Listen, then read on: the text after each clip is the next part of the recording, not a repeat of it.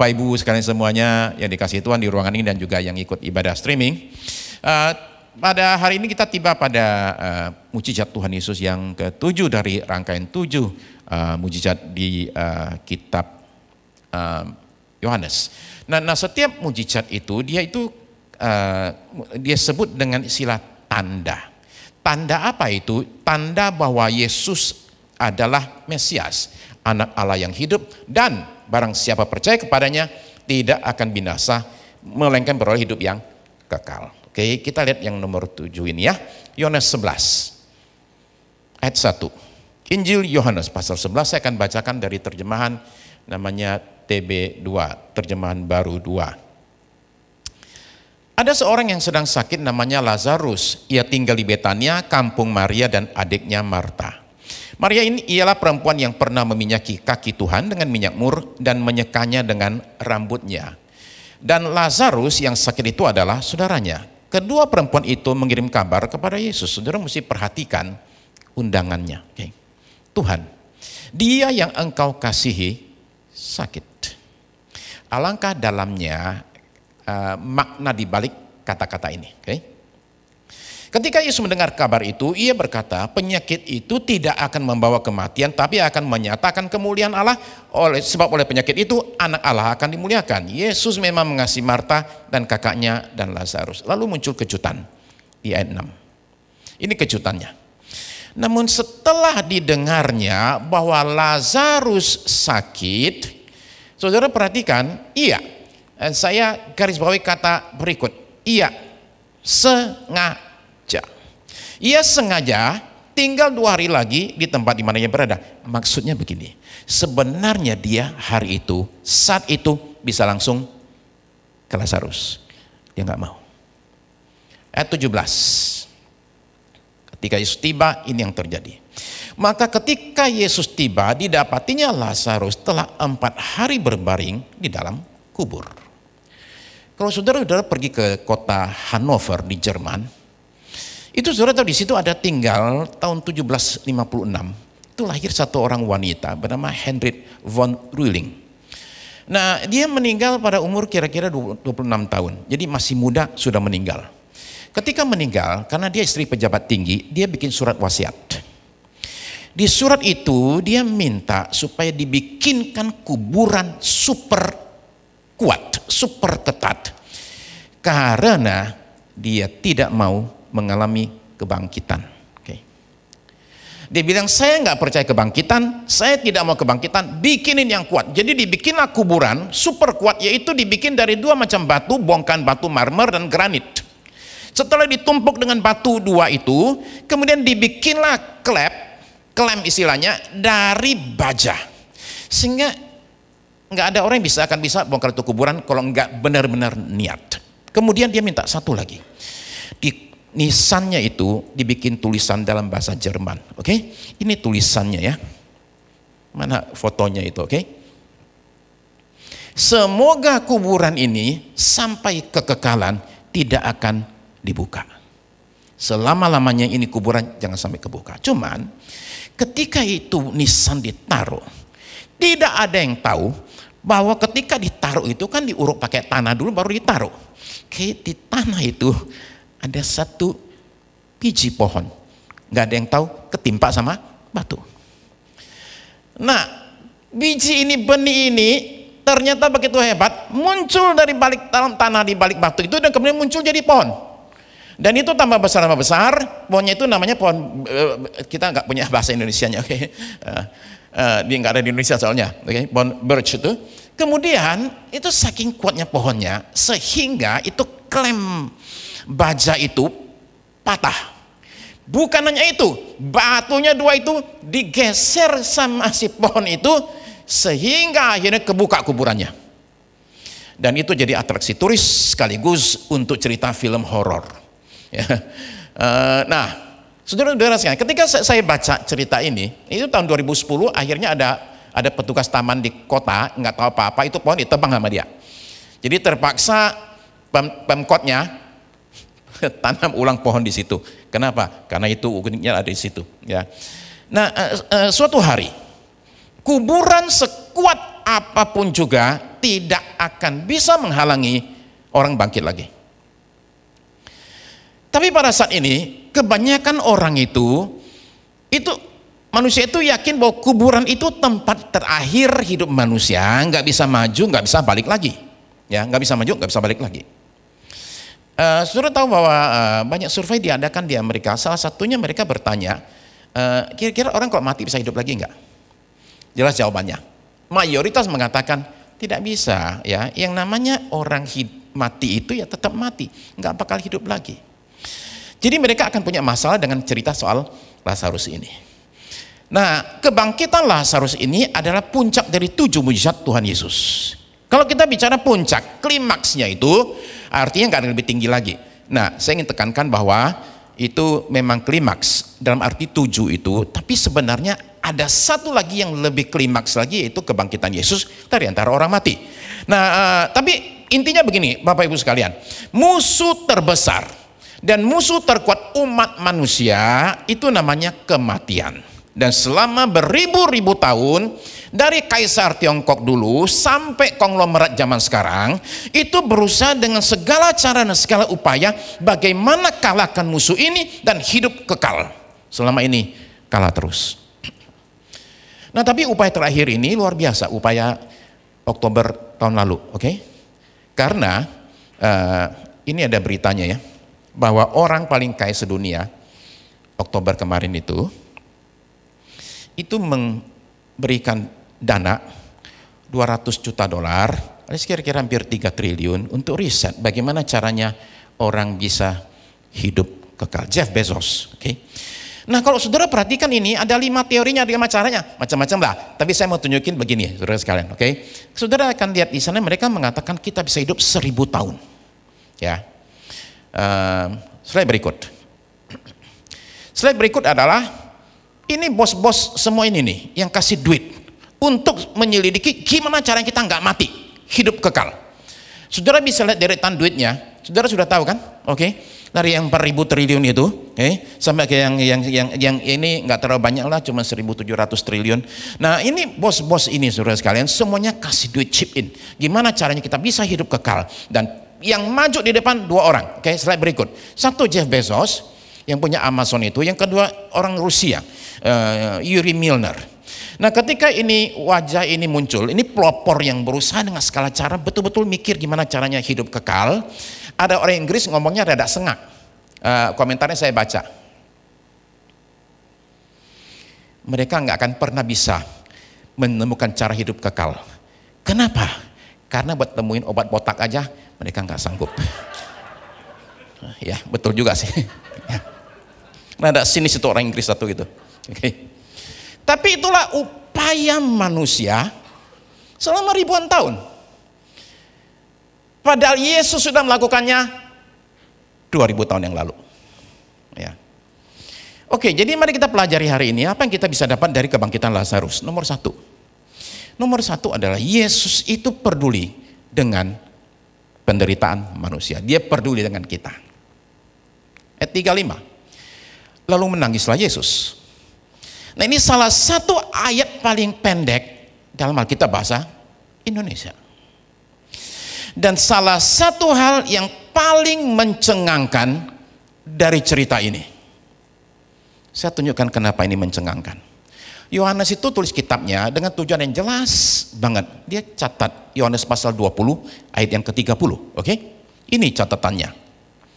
Memang masih banyak tanda mukjizat lain yang diperbuat Yesus di depan mata murid-muridnya yang tidak tercatat dalam kitab ini. Ayat 31. Tetapi hal-hal ini telah dicatat supaya kamu percaya bahwa Yesuslah Mesias, Anak Allah, dan supaya karena percaya kamu memperoleh hidup dalam namanya. Jadi Yesus itu menjanjikan hidup kekal bagi barang siapa yang percaya kepadanya. Nah, Yohanes itu punya tujuan ini, maka dia pilih 7 mujizat ini yang ajaib luar biasa supaya semua orang bisa melihat kemuliaan Yesus, kebesaran kuasanya, dan kemudian percaya pada pribadi Yesus. Itu tujuannya. Lalu kenapa dia tuliskan satu detail kecil yang dihindari oleh yang lain? Saudara di sini sebagian besar punya anak, oke? Ngajar anak laki, oke? Salah satu aturannya apa?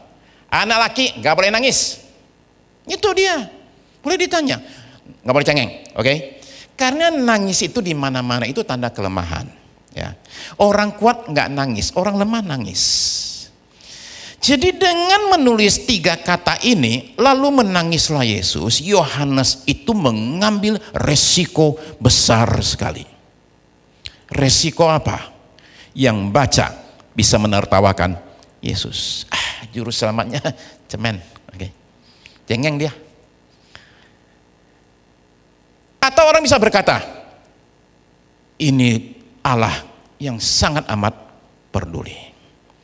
Nah, ini air mata yang sekilas tidak perlu. Kenapa? Karena Yesus tahu benar saat dia nangis itu, 1 menit lagi saya akan bangkitkan Lazarus. Lalu kenapa dia nangis? Guru saya, Profesor John Benman, itu ngajar saya begini. Sukirno dia bilang, air mata itu ada 8 arti. Oke? Jadi kalau di ruang konseling, kamu lihat ada orang nangis, kamu mesti nanya, itu air mata apa? Jangan buru-buru bilang itu air mata sedih. Oke, belum tentu soalnya. Nah, jadi ini air mata apa nih? Yang Yesus teteskan tersebut. Air mata itu jelas bukan untuk Lazarus. Yesus tuh nangis bukan karena sedih lihat Lazarus, itu air mata empati. Kenapa empati? Karena ada pemicunya. Pemicunya di mana? Ayat 33. Ini pemicunya. Ketika Yesus melihat Maria menangis, dan juga orang-orang Yahudi yang datang bersama-sama dia, maka sedihlah hatinya. Ia sangat terharu dan berkata, di manakah kamu bareng? Jawab mereka, Tuhan, marilah dan lihatlah. Lalu menangislah Yesus. Jadi dia ini menangis ini karena melihat Maria dan orang-orang itu nangis. Jadi dia ikut nangis bukan karena dia perlu menangis. Dia ikut menangis karena dia bisa turut merasakan kesedihan mereka ini nih.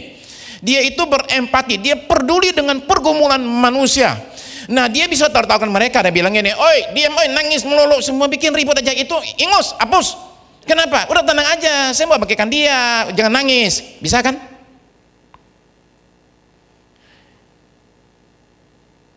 Kenapa dia malah pilih ikut nangis? Saudara-saudara sekalian, tidakkah saudara ingin punya juru selamat yang seperti begitu? Ini kata-kata Ibrani 4 ayat 15 sampai 16. Sebab imam besar yang kita punya bukanlah imam besar yang tidak dapat turut merasakan kelemahan-kelemahan kita. Sebaliknya, sama dengan kita, ia telah dicobai, hanya tidak berbuat dosa. Jadi kita punya juru selamat, saudara sekalian, yang luar biasa, yang bisa berempati dengan kita, sehingga ketika kita dalam kelemahan, lagi susah, datang kepada Yesus, dia nggak ketawain kita. Dia nggak bilang gini, baru gitu aja, baru hilang anak 2, udah nangis kayak gitu. Enggak. Saudara sekalian, Yesus itu berempati dengan kita. Karena itu marilah kita dengan penuh keberanian menghampiri tata kasih karunia, supaya kita menerima rahmat dan menemukan kasih karunia untuk mendapat pertolongan kita pada waktunya. Jadi bagi orang-orang yang bertanya ya, apakah Tuhan tahu keadaan saya? Apakah dia peduli dengan penderitaan saya? Jawabannya jelas sekali, Yesus itu peduli.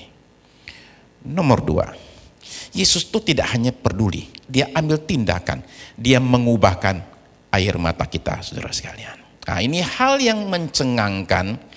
Yang kedua adalah tadi saya katakan itu, ya, yang bikin kaget pertama dia nangis, bikin kaget kedua adalah dia sengaja menunggu. Nah, saudara bayangkan kalau saudara jadi Maria dan Marta, oke? Mereka itu kirim orang khusus, utusan khusus, cari Yesus, dan kemudian kasihkan pesan nih, okay?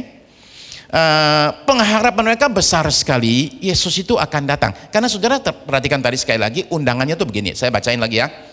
Tuhan, dia yang engkau kasihi sakit.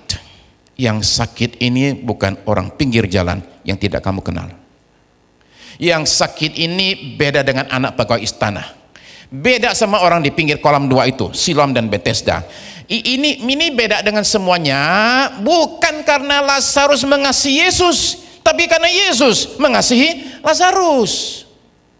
Nah, kalau ada orang yang perlu ditolong, itu orang kita kasihi. Kalau sudah demikian, prioritas semua ditinggalkan demi orang yang dikasihi. Yesus mengasihi Lazarus. Nama Lazarus gak usah disebut, perhatikan gak? Tuhan, dia yang engkau kasihi sakit. Gak usah sebut nama Lazarus. Di dunia ini yang dikasihi Yesus cuma satu. Gak usah sebut lagi namanya kan? Gak usah. Perhatikan, saking yakinnya Yesus akan datang, mereka bahkan tidak usah minta Yesus datang. Tuhan, dia yang kau kasih sakit, udah, gak usah ngomong, dia pasti akan datang. Saking yakinnya mereka menunggu dan menunggu, mereka berharap dan berharap. Akhirnya pengharapan mereka hancur, semua berantakan. Lazarus mati, air mata mengalir deras, hati hancur. Di balik semua itu ada kebingungan besar sekali. Yesus tidak datang. Kenapa? Kalau saja mereka tahu jawabannya, bahwa Yesus itu sengaja nggak mau datang, itu air mata mereka tidak lagi mengalir deras. Tapi udah kayak kartun Jepang. Tahu kartun Jepang, air matanya itu sewongkah gitu. Ya. Jadi mereka itu tidak tahu bahwa Yesus sengaja tunda. Jadi mereka ini bertanya-tanya nih, karena setiap tindakan orang bisa diartikan macam-macam. Kita ini semua membuat arti nih. Oke, orang diam, artinya apa? Oke, orang ketawa, artinya apa? Kita semua membuat arti. Nah, sekarang Yesus tidak datang. Artinya apa? Apakah dia sedemikian sibuknya, atau dia kena masalah besar, atau jangan-jangan dia sudah tidak peduli dengan kita. Kita udah nggak dianggap. Nah, ketika muncul pikiran itu, air mata sudah nggak lagi ditampung di ember, karena udah nggak muat, saudara sekalian. Ya. Di balik semua itu, ternyata Tuhan itu punya maksud yang luar biasa. Bayangkan begini. Bayangkan kalau begitu sakit, dikasih tahu Yesus langsung datang, Lazarus sudah di situ, udah mulai panas dan mulai naik, di situ udah lemes, diranjang, Yesus datang dan berkata, Lazarus bangkit, langsung sembuh. Maria Marta senang nggak? Senang. Tapi senangnya begini. Sekarang Yesus sengaja tunggu sampai Lazarus mati, kemudian dibangkitkan. Bahagia nggak? Bahagia. Seberapa? Nggak segini. Segini. Saudara paham ya? Bahwa terkadang itu kita mesti dibawa melewati lembah kelam supaya sukacita kita bisa lebih besar lagi. Semakin besar masalahmu, semakin besar kuasa Allah bekerja dalam hidupmu. Yesus itu sengaja menunda kedatangannya. Dia sengaja biarkan air mata Maria dan Marta mengalir supaya kemuliaannya dinyatakan. Ayat yang keempat, kita lihat ya. Ketika Yesus mendengar kabar itu, ia berkata, penyakit itu tidak akan membawa kematian, tetapi akan menyatakan kemuliaan Allah, sebab oleh penyakit itu anak Allah akan dimuliakan. Jelas. Tapi dia juga sengaja menunda kedatangannya supaya murid-muridnya percaya akan pernyataan dia bahwa dia adalah Mesias, bahwa dia adalah juru selamat. Ayat 14. Karena itu Yesus berkata dengan terus terang kepada murid-muridnya, ya, Lazarus sudah mati. Tetapi syukurlah aku tidak hadir. Bayangin, syukur aku nggak hadir, jadi dia mati itu. Ya. Syukurlah aku tidak hadir pada waktu itu, sebab demikian lebih baik bagimu, supaya kamu dapat belajar percaya. Jadi saudara-saudara sekalian, jadi sekali lagi, seringkali kita mesti lewati lembah kelam untuk melihat kuasa. Kalau hidup kita selama ini datar-datar saja, saya bisa bilang, ya kuasa Tuhan juga datar-datar saja. Tapi ketika kita ada di lembah, diperlukan kuasa besar sekali untuk angkat kita naik ke atas. Jadi saudara terkasih, Yesus sengaja menunda supaya murid-muridnya bisa lihat kuasanya. Tapi ada yang ketiga, dia sengaja menunda ternyata supaya orang-orang yang hadir di kuburan bisa melihat dan percaya bahwa dia adalah Mesias, anak Allah yang hidup. 41. Maka mereka mengangkat batu itu, lalu Yesus menengadah ke atas dan berkata, Bapa, aku mengucap syukur kepadamu karena engkau telah mendengarkan aku tahu bahwa engkau selalu mendengarkan aku. Tetapi oleh karena orang banyak yang berdiri di sini mengelilingi aku mengatakannya. Dia sudah tahu. Tapi dia bilang sekarang aku mau orang lain tahu. Supaya mereka percaya bahwa engkaulah yang telah mengutus aku. Jadi dia sengaja menunda kedatangannya supaya keadaan menjadi tidak ada harapan dan mustahil. Itu sengaja dibuat demikian biar ini putus asa, biar ini nggak ada harapan. Kenapa? Supaya semua orang akhirnya sadar hanya Allah saja yang bisa mengubahkan keadaan ini. Jadi ada berkat besar dinyatakan bagi sekelompok orang yang melalui suatu tragedi. Terakhir, saudara sekalian, Yesus adalah Tuhan atas kematian. Saya baca satu artikel dari tahun 2010. Ini majalah Newsweek, dulu masih langganan. Lisa Miller itu editor bagian agama. Dia tulis artikel tahun 2010 dekat-dekat Paskah, dan dia bilang gini, dari semua mujizat Yesus yang paling nggak bisa diterima itu namanya dia bangkit dari kematian. Dia bilang I don't buy it. Bolak-balik dia bilang, for me I don't buy it. Saya nggak percaya sama sekali. Bayangin ya, dia adalah jurnalis bagian kerohanian. Dia bilang saya nggak percaya sama sekali Yesus bangkit atau siapa pernah bangkit, nggak percaya. Nah yang kayak dia kan bukan cuma sedikit, saudara sekalian. Ini susah percaya, dipercaya, oke? Tapi kalau orang mati tidak bisa dibangkitkan oleh Yesus, kuasanya tidak besar. Perhatikan ya yang berikut ya. Okay. Ini dalam bahasa Inggris mereka ngomong bagus. If he is not Lord of all, he is not Lord at all. Yesus itu kalau bukan Tuhan atas semuanya, dia bukan Tuhan sama sekali. Jadi kita mesti menyadari nama Yesus itu berkuasa bukan hanya di surga, di bumi, di neraka pun dia penguasa. Jangan kita bilang ya di neraka itu ada namanya, kalau istilah orang zaman dulu, giamloong, oke? Ya, ada penguasanya ya, yang bagian tukang nusuk-nusuk orang. Itu serem tuh dia tuh, kok di neraka masuk udah deh kena sama dia deh. Enggak, sudah perlu tahu di neraka setan ikut dicucuk, bukan yang nyucuk yang lain. Oke? Di neraka itu yang berkuasa siapa? Bukan setan. Di neraka yang berkuasa itu Yesus. Yesus itu, saudara-saudara sekalian, adalah Tuhan atas segalanya, dan mujizat Yesus diakui bahkan oleh musuh-musuhnya. Dalam Yohanes 11 ayat 47. Lalu imam-imam kepala dan orang Farisi memanggil mahkamah agama untuk berkumpul, dan mereka berkata, apa yang harus kita lakukan? Sebab orang itu membuat banyak mujizat. Kita mesti ngapain nih? Mujizat terlalu banyak. Yang satu ini yang paling gak bisa diterima. Apa itu? Bangkitkan orang mati. Nah, catatan di luar Alkitab itu jelas bahwa, saudara tahu bahwa kadang orang bertanya begini loh, Yesus itu kayaknya cuma ada di Alkitab aja deh. Enggak benar. Enggak benar sama sekali. Banyak catatan di luar Alkitab bicara tentang Yesus. Sejarawan Romawi, sejarawan Yahudi semua mencatat. Yosefus, sejarawan Yahudi itu mencatat begini. Dia mengatakan ada satu orang namanya Yesus. Dia lakukan mujizat. Bahkan musuh Yesus yang paling sengit, orang-orang Yahudi sendiri, orang Farisi, itu akhirnya nyatat.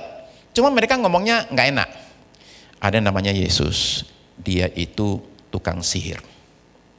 Ya. Lakukan banyak mujizat soalnya pakai sihir. Tapi mereka mengakui. Okay? Nah, dari banyak mujizat Tuhan Yesus, kan ini yang paling mantap.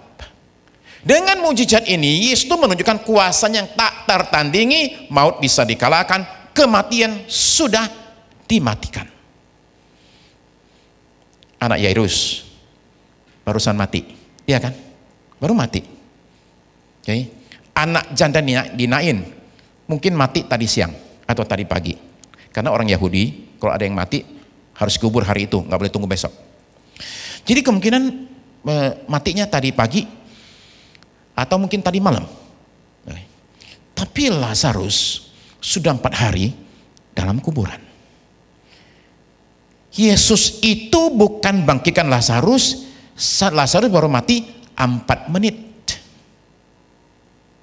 atau 4 jam. Ini 4 hari loh dalam kuburan. Nah, dia sengaja nunggu 4 hari. Kenapa nunggu 4 hari? Saya kasih tahu. Yahudi itu punya kepercayaan. Tolong ingat ya. Ini kepercayaan ya, jangan diikutin ya. Ini kepercayaan bukan kitab suci. Mereka tuh punya kepercayaan begini. Coba dengar baik-baik, karena mungkin ada yang percaya kayak gitu juga di banyak orang. Oke. Orang kalau meninggal, arwahnya itu nggak pergi-pergi. Oke. 3 hari dia akan, istilah kita, gentayangan. Oke. Tapi gentayangan nggak jauh-jauh dari badannya, oke, dari jenazahnya. Nah, jadi 3 hari dia akan di situ tuh, nggak pergi-pergi, berusaha masuk lagi, hidup lagi. Tapi pada hari keempat, coba dengerin ya.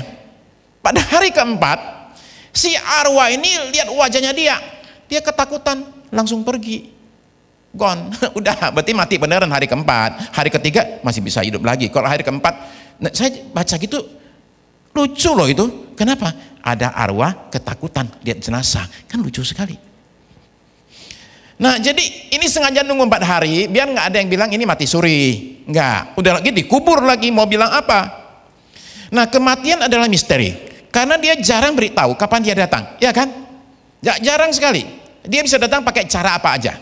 Ada orang India, Jaam Barela, umur 50 tahun di provinsi namanya Madhya Pradesh, meninggal diserang oleh lebah, ratusan lebah datang sekali, mati dia itu. Nah, kenapa itu lebah serang dia? Gara-gara si Jaam Bareli ini bikin api unggun. Gitu loh, dekat situ di pohon itu ada sarang lebah, lebahnya keganggu, langsung serang dia, mati. Nah, saudara tanya, ngapain dia bikin api unggun dekat itu pohon itu? Dia tuh lagi kremasi istrinya. Jadi di situ Kristennya ditaruh situ, terus taruh kayu, kemudian dia bikinlah upacara di situ dengan pakai api. Jadi akhirnya dua-duanya meninggal. Ya, yang istrinya meninggal, dia pun ikut meninggal juga itu. Itu kurang lebih sama di Brasil. Di Brasil itu ada wanita, antar istrinya pergi untuk dikubur. Jadi kan biasa kan, peti jenazah di sini, dia duduk di depan di ambulans. Ambulansnya tabrakan, peti matinya maju ke depan, pup, kena si ibu itu, meninggal, akhirnya dua-duanya dikubur bareng. Ya, jadi yang namanya kematian datangnya suka aneh-aneh, saudara sekalian. Ya, nah, caranya itu kadang-kadang kreatif banget. Kita kadang-kadang nggak pikiran loh, oke?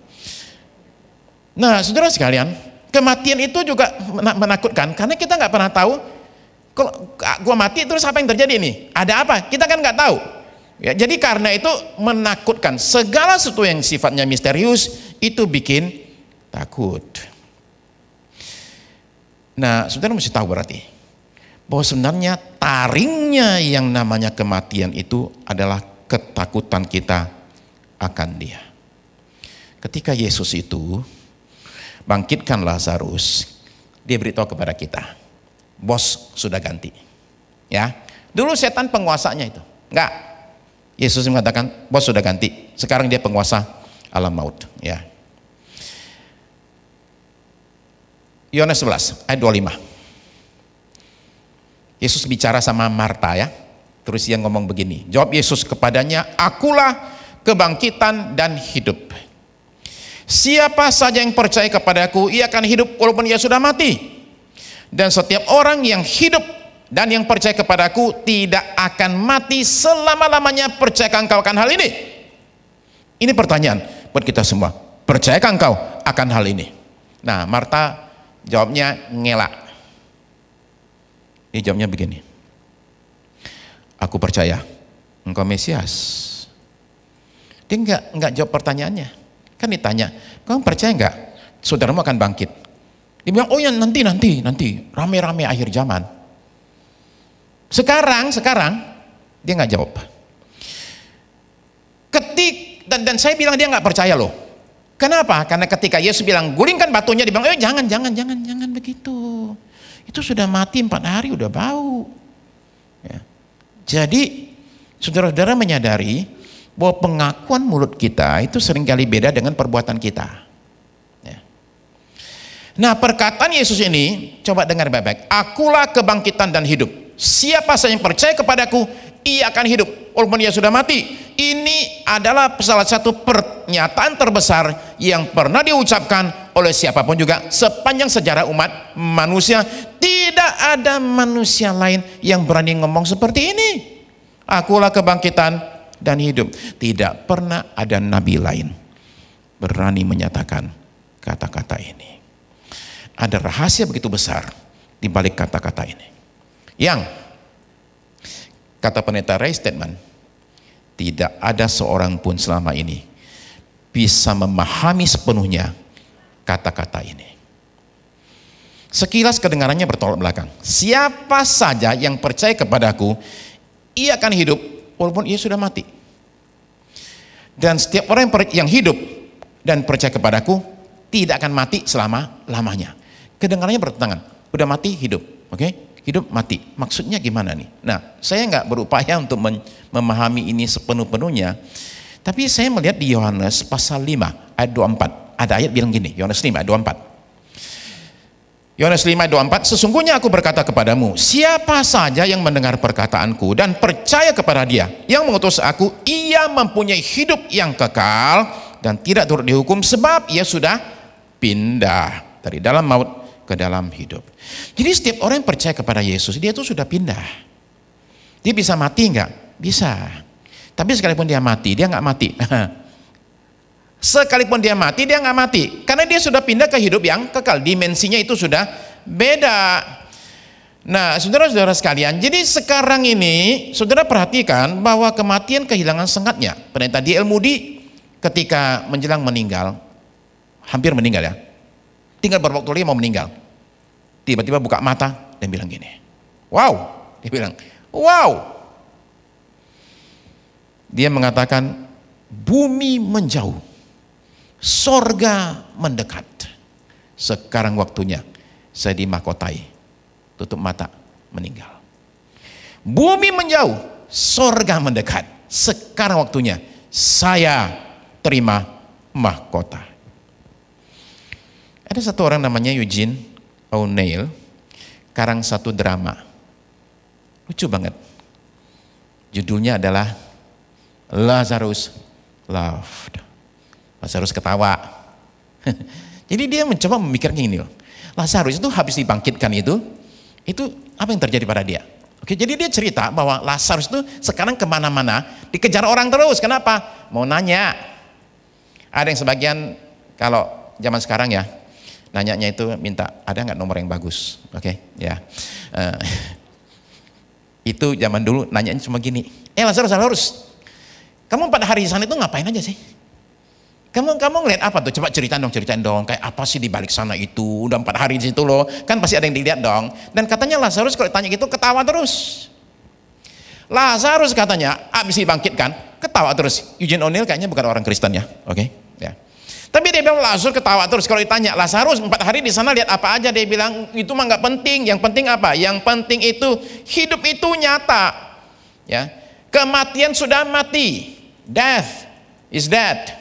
Kematian itu sudah mati, yang ada cuma hidup. Nah, belakangan di cerita itu dia ditangkap oleh kaisar namanya Caligula. Caligula itu bilang gini, Lazarus, kamu ini jangan percaya sama Yesus, katanya. Oke, saya ini kasih kamu hidup, kalau enggak kamu saya bunuh kamu. Katanya Lazarus ketawa, mau dibunuh ya?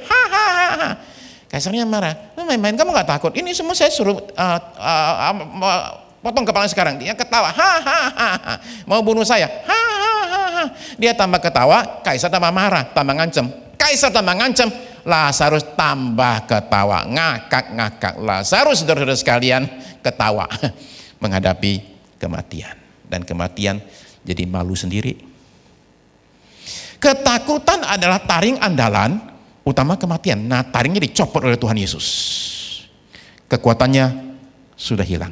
Tidak melalui kebangkitan Lazarus, tapi melalui kebangkitannya sendiri dari antara orang mati. Sebab Lazarus bangkit dan mati lagi. Yesus itu bangkit dari kematian dan hidup selama-lamanya. Amin. Saya tutup dengan satu cerita ini ya.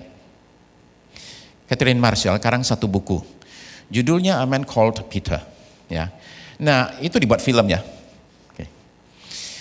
Peter itu suaminya, Peter Marshall, yang adalah pendetanya DPR Amerika Serikat. Ya. Nah, di buku itu ada cerita yang kita perlu dengar. Ada satu anak kena sakit parah sekali, sudah hampir meninggal.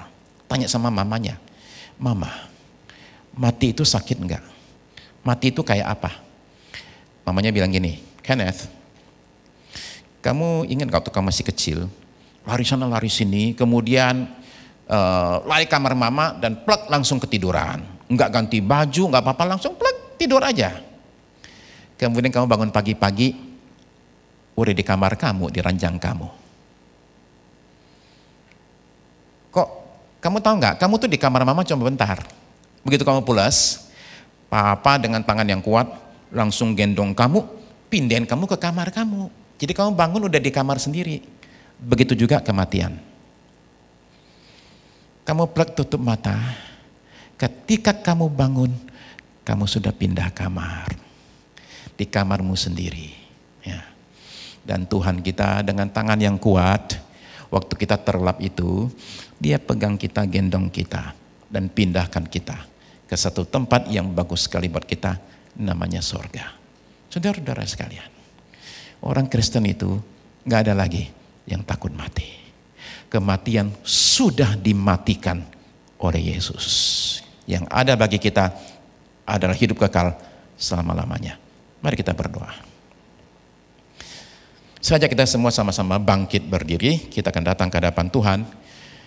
Saudara terkasih, pada hari ini kita dengar berita agung ini. Yesus yang adalah juru selamat kita semua mengalahkan kematian. Dan kita hidup dalam hidup ini dengan penuh keyakinan itu dan tanpa ketakutan. Karena itu pada hari ini kita datang ke hadapan Tuhan. Dan saja kita semua sama-sama untuk buka hati kita, bahwa rohnya boleh bekerja. Saya tidak tahu saudara takut apa. Tapi jika yang paling menakutkan seperti maut itu sudah tidak lagi menakutkan, saudara, saya tahu tidak ada satu hal pun di dunia ini yang bisa kita takutkan.